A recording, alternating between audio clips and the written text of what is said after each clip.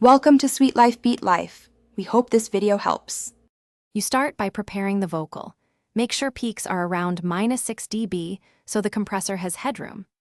Once the track is isolated, insert Logic's compressor and choose a vocal-oriented preset to jumpstart settings. Then lower the threshold until you see 3.6 dB of gain reduction on loud phrases.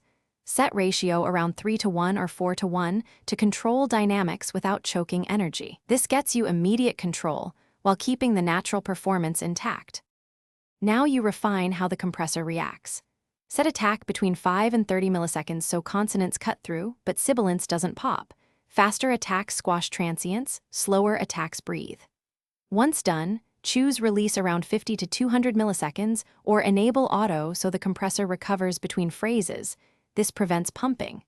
Apply makeup gain to match perceived loudness, and listen while toggling bypass so you hear the difference. Make sure gain reduction stays mostly in that 3 to 6 dB sweet spot. Finish by a /B testing.